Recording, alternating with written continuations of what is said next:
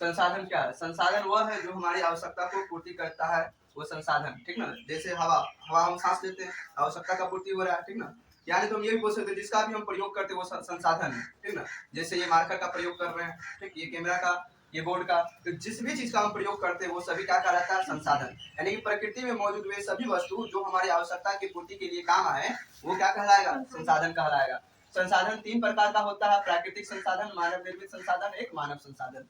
प्राकृतिक संसाधन वो संसाधन जो प्रकृति में अपने आप पाया जाता है उसको प्राकृतिक संसाधन कहते हैं। जैसे हवा, पानी, जंगल, भूमि, प्रकाश, ये सब क्या होगा? प्राकृतिक संसाधन, ये अपने आप प्रकृति द्वारा मिलता है। दूसरा है मानव निर्मित संसाधन। मानव निर्मित संसाधन का मतलब जिसको इंसान बनाया, वो संसाधन जो मानव के द्वारा बनाया गया है वो मानव निर्मित संसाधन। बताओ, ये मार्कर को कौन बनाया? मानव बनाया है, ठीक ना। ये बोर्ड को कौन बनाया? मानव बनाया है। ये सड़क को कौन बनाता? मानव। सड़क रहे, घर रहे, पेन रहे, कपड़ा, जो भी संसाधन मानव के द्वारा बनाया गया वो मानव निर्मित संसाधन में आएगा। अगला है मानव संसाधन।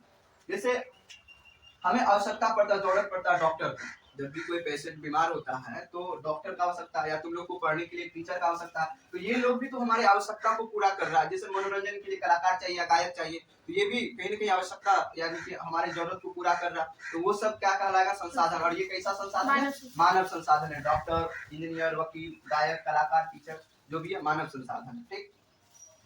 एक प्रसिद्ध अर्थशास्त्री है जिमरमैन, इसका कहना है कि संसाधन होते नहीं है, बनते हैं। संसाधन होते नहीं, ठीक ना, संसाधन होते नहीं, बनते हैं, ठीक ना। इसका मतलब ये है कि पर्यावरण में मौजूद ढेर सारा वस्तु वो तब तक संसाधन नहीं है जब तक उसमें हम तकनीक न लगाए, ठीक, ठीक ना।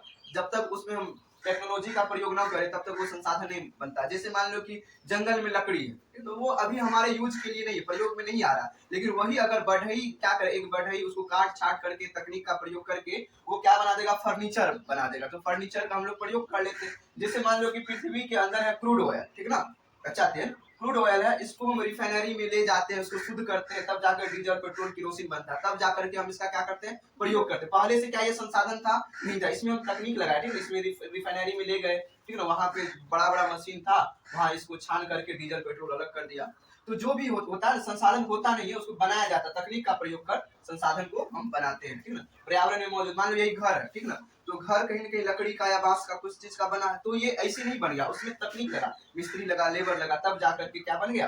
संसाधन में। तो प्रकृति में मौजूद वस्तु में हम तकनीक का प्रयोग कर उससे क्या बना सकते हैं? संसाधन बना सकते हैं। जैसे सड़क नहीं था लेकिन ईटा था, गिट्टी था, बालू था, तो उसको हम लाए, उसमें तकनीक का किए प्रयोग, तब जाकर के क्या क्या बना दिए? संसाधन बना दिए। तो इस प्रकार इसका कहना था संसाधन होते नहीं है, बनाया जाता है, ठीक।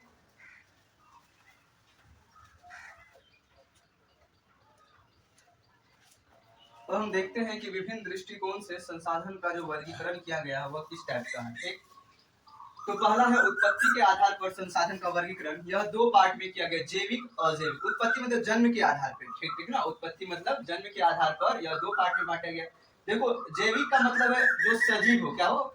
जिसमें सजीव का लक्षण हो वो जैविक, जो निर्जीव हो वैसा संसाधन, जिसमें सजीव का लक्षण नहीं होता यानी कि वो निर्जीव होता है, उसको अजैविक संसाधन। जैविक संसाधन में तुमको पेड़ पौधा आ जाएगा, पेड़ पौधा, पशु पक्षी, ठीक ना, मानव, ये सब कौन सा संसाधन है? जैविक संसाधन, ठीक ना, क्योंकि इसमें सजीव का लक्षण है। निर्जीव यानी कि अजैविक संसाधन में तुमको हवा आ जाएगा, पानी आ जाएगा, पहाड़ आ जाएगा, ठीक ना, ये सब क्या है? निर्जीव यानी कि अजैविक संसाधन। तो जैविक में सिंपल से याद रखना, जो सजीव है वो जैविक, जो निर्जीव है वो अजैविक। फिर है कि पुनः प्राप्ति के आधार पर संसाधन का दो पार्ट है, एक नवीकरणीय, दूसरा अनवीकरणीय। नवीकरणीय का मतलब होता है जिनका एक बार उपयोग करने के बाद पुनः फिर से उसका उपयोग किया जा सके, उसको नवीकरणीय, यानी पुनः प्राप्ति, यानी जो फिर से मिल जाए एक बार उपयोग करने के बाद, उसको नवीकरणीय। अनवीकरणीय का मतलब होता है जिसका एक बार उपयोग करने के बाद वो खत्म हो जाए, क्या हो जाए? खत्म हो जाए, फिर से प्राप्त न हो, उसको कहते हैं अनवीकरणीय, ठीक। नवीकरणीय में एग्जाम्पल आ जाएगा सौर ऊर्जा। देखो, सूर्य का प्रकाश का एक बार प्रयोग करें तो फिर से कल मिल जाएगा, परसों मिल जाएगा, सब दिन मिल जाएगा। पवन ऊर्जा, ठीक ना, ऐसे थोड़ी कि एक बार पवन बह गया तो फिर से हवा नहीं आएगा। तो हवा या सौर ऊर्जा ये नवीकरणीय, या जल, ये सब ऊर्जा का नवीकरणीय स्रोत है। या जंगल, जंगल एक बार कट गया तो फिर हम उसको लगा सकते हैं, कोई दिक्कत नहीं है। तो ऐसा संसाधन जिसका एक बार प्रयोग करने के बाद पुनः प्राप्ति हो जाए, फिर से वो उसको प्रयोग में हम ला सके, फिर से वो प्राप्त हो जाए, उसको नवीकरणीय। और नवीकरणीय का मतलब एक बार खत्म हुआ तो फिर मिलेगा ही नहीं, ठीक ना। जैसे कोयला, पेट्रोल, डीजल, डीजल, प्राकृतिक गैस। देखो ये सब का भंडार जो है ना फिक्स है, ठीक है, निश्चित है। मान लो कि 5 केजी 5 लीटर मान लो कि ये पेट्रोल है, इसका अगर हम प्रयोग करते जाएंगे तो एक दिन ये खत्म हो जाएगा, ये फिर से बनता नहीं है। यानी कि अनवीकरणीय संसाधन फिर से बनता नहीं, इसका पुनः प्राप्ति नहीं होता। बनेगा भी तो लाखों करोड़ों साल के बाद, यानी कि बहुत लंबा समय के बाद। तो इसलिए इसे अनवीकरणीय संसाधन में रखा गया, क्योंकि ये फिर से बनता नहीं है, ठीक ना। यानी एक बार प्रयोग करने के बाद ये खत्म हो जाएगा, अनवीकरणीय संसाधन कहलाता है।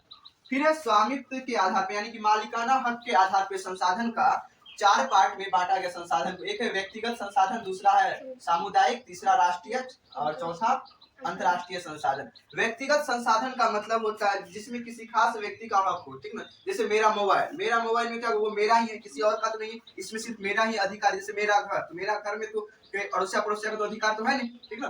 तो जो भी व्यक्ति का निजी वस्तु होता है उसको व्यक्तिगत या निजी संसाधन कहते हैं, ठीक ना। फिर देखो सामुदायिक संसाधन। सामुदायिक संसाधन का मतलब किसी समुदाय के द्वारा, ढेर सारे व्यक्तियों के द्वारा जब प्रयोग किया जाए तो उसको कहते हैं सामुदायिक संसाधन। क्या कहते हैं? सामुदायिक संसाधन। जैसे स्कूल में किसी एक व्यक्ति नहीं कहेगा ये मेरा स्कूल है, सिर्फ हम ही पढ़ेंगे, ठीक ना। तो स्कूल हो गया सामुदायिक संसाधन। जैसे तुम मान लो कि मंदिर या मस्जिद, यहाँ भी सामुदायिक संसाधन, यहाँ सिर्फ एक व्यक्ति नहीं जाते हैं, ढेर सारे गांव के सभी लोग लगभग जाते हैं। तो जिसका प्रयोग किसी समुदाय के लिए या ढेर सारा व्यक्ति मिल करके करे उसको सामुदायिक संसाधन। जैसे शमशान घाट भी हो गया, ये सामुदायिक हो जाएगा। ये पशु के चरने योग्य जो भूमि होता है ये भी सामुदायिक, यहाँ भी ढेर सारे लोग पशु लेकर के जाते हैं, तो ये सब सामुदायिक संसाधन कहलाएगा।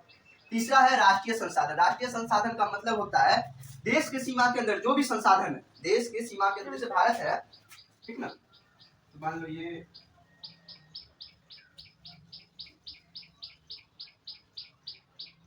भारत है, तो भारत के सीमा के अंदर जो भी कुछ है तो वो एक भारत का संसाधन है, भारत सरकार का उसके नियंत्रण रहेगा। इसलिए इसको क्या कहेंगे? राष्ट्रीय संसाधन। किसी भी देश के सीमा के अंदर जो भी संसाधन है, ठीक है, जो भी रिसोर्स है वो राष्ट्रीय संसाधन का। मान लो कि तुम्हारे पास जमीन है, ठीक है ना, उधर से रोड बनेगा, अब तुम कहेंगे नहीं देंगे जमीन, रोड बनेगी नहीं, ऐसा नहीं होता, क्योंकि वो क्या है? राष्ट्रीय। देश के अंदर सरकार जो भी करना चाहे वो कर सकता है, बदले में मुआवजा दे देता है, ठीक ना। मान लो कि कोई जो है समझते हो, कल अपना बाड़ी में कल लगाया, मान लो कि वहां से तेल आने लगा, पानी की जगह तेल आने लगा, पेट्रोल डीजल निकलने लगा, तो वहां पे सरकार क्या करे, वो क्षेत्र जो है अपने अधीन में ले लेगा, ठीक ना। वो क्षेत्र तुमसे ले लेगा, बदले में तुमको कहेगा तुम कहीं और जाकर के बस, सरकार तुमको जगह दे देगा।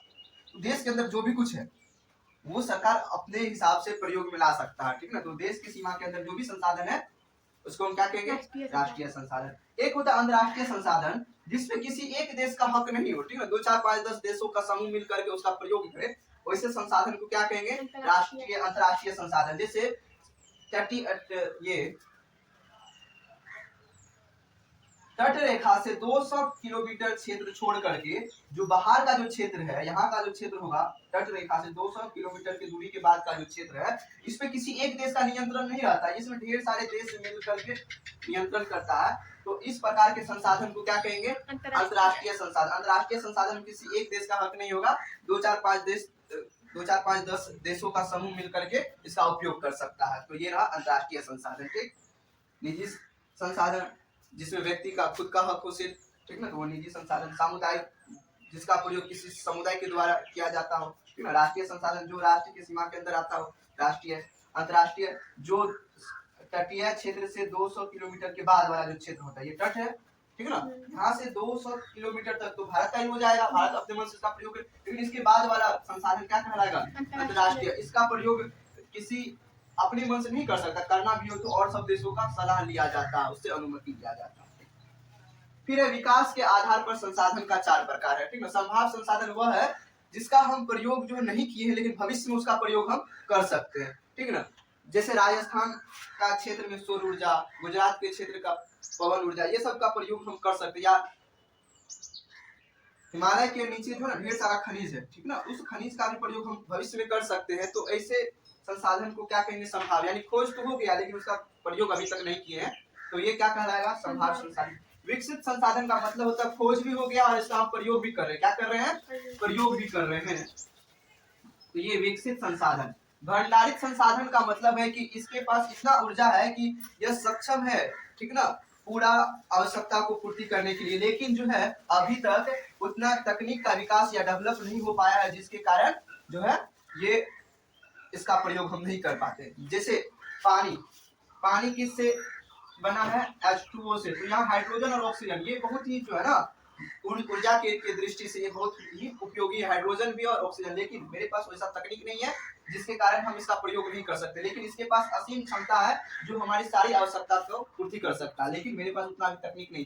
भविष्य में अगर तकनीक बनेगा, ठीक है, वैसा टेक्नोलॉजी आएगा तो हम इसका प्रयोग कर सकते हैं।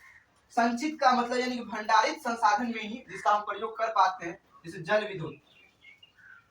जल विद्युत का तकनीक है, हम चाहेंगे तो कहीं भी डैम बना करके, बांध बना करके पानी से बिजली उत्पन्न कर सकते हैं, ठीक ना। तो जिसका हम उपयोग कर सकते तकनीक है, ठीक ना, और धीरे धीरे किया भी जा रहा है, उसको हम क्या कहते हैं? संचित संसाधन।